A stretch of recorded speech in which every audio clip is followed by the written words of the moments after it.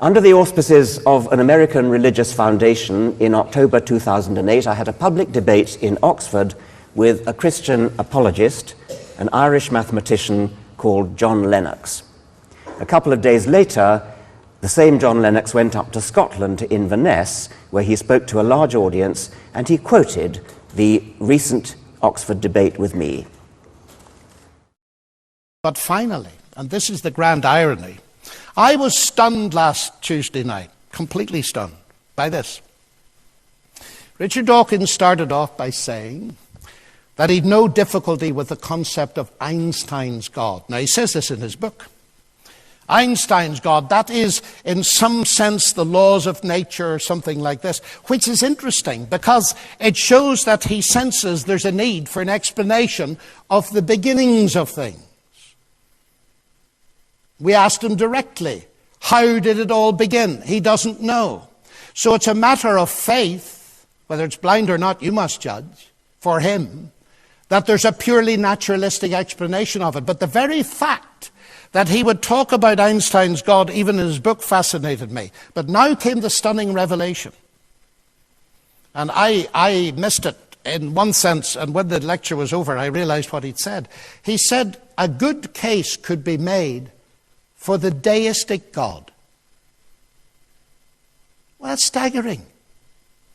Because that's exactly what happened to Antony Flew not long ago. Antony Flew is a philosopher who used to have Dawkins' place in the world as the world's most famous atheist, a world expert in the philosophy of David Hume, who comes from Scotland, as all of you know.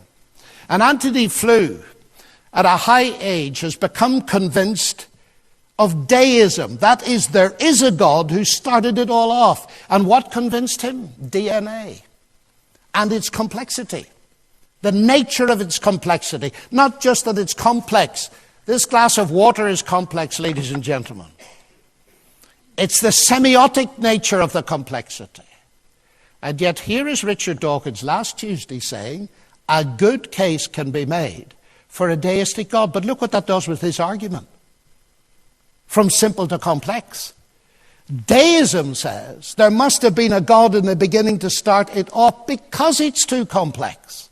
I don't know where the argument is going to go next, but I was utterly fascinated at this apparently new concession. Antony Flew has moved a very long way. If Dawkins now believes that a good case can be made for deism, then it seems to me that knocks the heart out of his argument about complexity here. But we're not finished yet. Now, let's go back to the Oxford debate of a few days earlier, and I hope once again you'll forgive me for playing an actual recording of a minute or so of what I said there, so that you can see what John Lennox was doing, mining the Eddington concession. The question for debate in Oxford was, has science buried God? And the chairman began by putting it to me point blank. As we begin, is, has science buried God? Well, which God? I mean, we could take Einstein's God, which is not really a personal God at all, but which is a sort of poetic metaphor for the mystery, that which we don't understand about the universe. We could take a deist God, a sort of God of the physicists, a God of somebody like Paul Davies, who devised the laws of physics, God the mathematician, God who put together the cosmos in the first place and then sat back and watched everything happen. And that would be, the deist God would be one that I think it would be, one could make a reasonably respectable case for that, not a case that I would accept, but I think it is a serious discussion that we could have. The third kind of God is one of which there are thousands and thousands of varieties, Zeus and Thor and Apollo and Amun-Ra and Yahweh. And we don't actually need to go through all those because I've, as Larry has said, I've encountered John Lennox before, and I know what the God he believes in, which is the Christian God. So we only have to talk about the Christian God. John Lennox is a scientist who believes that Jesus turned water into wine. A scientist who believes that Jesus somehow influenced all those molecules of H2O and introduced proteins and carbohydrates and tannins and alcohol and turned it into wine. He believes that Jesus walked on water.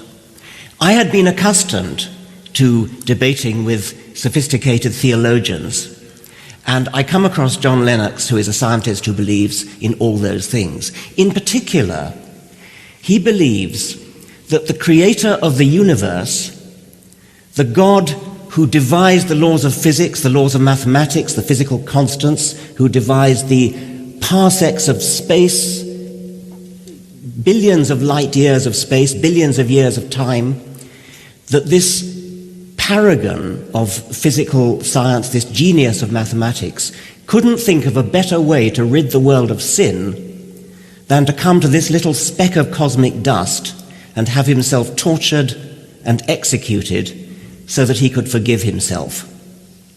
That is profoundly unscientific. Not only is it unscientific, it doesn't do justice to the grandeur of the universe. It's petty and small-minded, and that's the God that John Lennox believes in. Now,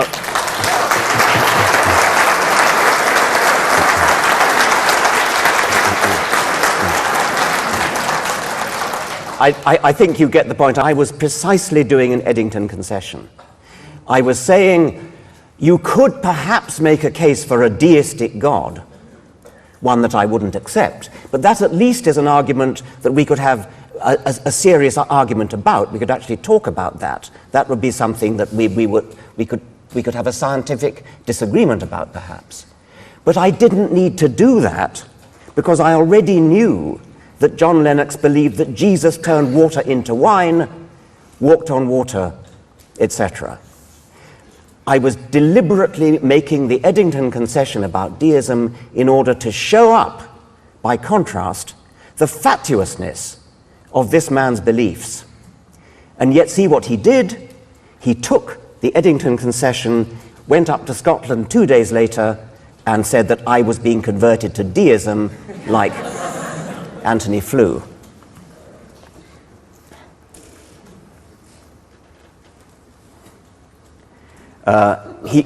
He also said that he didn't think of it at the time. That's perfectly true. He never mentioned it during the actual Oxford debate. He got it from a journalist called Melanie Phillips, who was also at the Oxford debate and who wrote it up in The Spectator, and she also mined the Eddington concession. She said, "Arch-atheist Richard Dawkins is an evolutionist, but many are now asking whether the dyed-in-the-wool critic of religion may be well evolving in his views about God." You see, in a recent debate with theist and Christian John Lennox, he let slip what many would regard as a major blooper. He actually admitted that there might be a case for theism of sorts. This was a worldwide view of change of seismic proportions. It was a most remarkable turnaround for someone who had spent over 5 decades championing the atheist cause to all, doesn't quite make sense, does it? To all of a sudden renounce it was an incredible achievement. Even more jaw-droppingly, Dawkins told me that, I had a talk with this dreadful woman afterwards, rather than believing in God, he was more receptive to the theory that life on Earth had indeed been created by a governing intelligence, but one which had resided on another planet. Leave aside the question of where that extraterrestrial intelligence had come from, is it not remarkable that the arch-apostle of reason finds the concept of God more unlikely as an explanation of the universe than the existence and plenipotentiary power of extraterrestrial little green men?